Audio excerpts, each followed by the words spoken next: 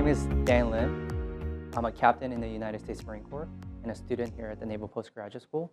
I am studying Master of Science in Space Systems Operations and Master of Business Administration in Defense Program Management. The title of my thesis is Harnessing Space Satellite Communications and Unmanned Systems to Enhance the Joint Force Decision Space. The focus of our research is to extend the range in which we conduct operations, increase battle space awareness, and enhance decision space for the Joint Force.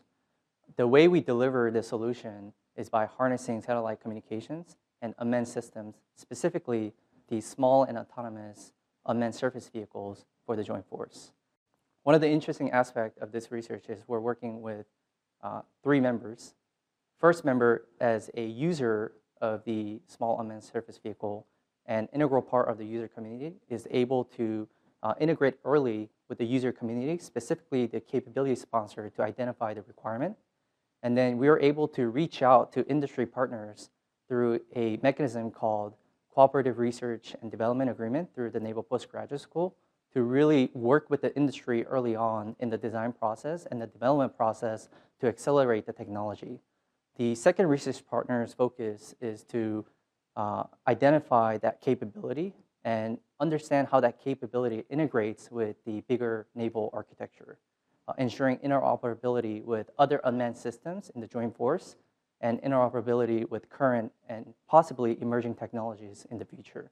And finally, my portion and my focus of the thesis is now that we have the capability that could be integrated into the greater architecture, how do we transition this capability into the hands of the warfighter?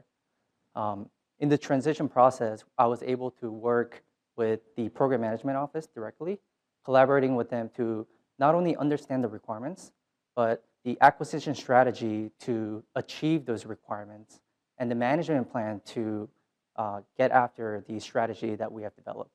And I was able to collaborate with the program offices to develop an academic version of the management plan, understanding the requirements, the strategy, and then coming up with a management plan. And it has been a tremendous experience, a hands-on application of what I've learned in class and directly applying that into the research.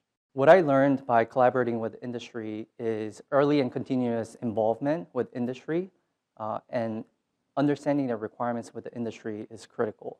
Oftentimes, the government comes out with a requirement, and then we ask the industry to achieve those requirements. But identifying and collaborating on the requirements early on with the industry allows us to really harness the innovative approaches and innovative technologies that industries can provide in solving some of the most technical and challenging problems that we have in the DoD. Having a team member as an integral part of the user community, specifically the capability sponsors who generate the requirements for the program, we were able to tap into what the requirements are early on and to be able to influence how we are achieving those requirements. So dissecting the requirements to the detail, understanding what is most critical to the users, and applying those critical elements into the design process and iterating the design and accelerating that technology, we're able to develop a capability within less than 2 years that could potentially be in the hands of the warfighters today.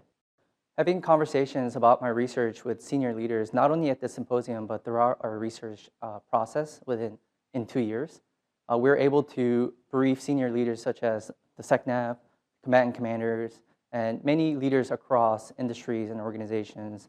And what that allowed us to do is not only increase leadership awareness of what we are doing and the impact that the academia can have in the operational environment, but also receive their feedback and integrating their feedback into our design process and accelerating the technology, ultimately increasing mission accomplishment and value that we deliver to the warfighters. One of the most interesting aspects about bringing agility into the space defense program portfolios is people. At the heart of the organization are people, and people individually driven by motivation, but also embodies the culture of the organization. And as leaders, I think it's critical for us to cultivate a culture where we can empower people within the organization so that we could allow them to innovate and to be able to achieve some of the most challenging problems we have within the organization. So it was a great reminder of my education here at MPS and what our responsibilities are as leaders to educate ourselves and the impact that the academia can have in the operation environment.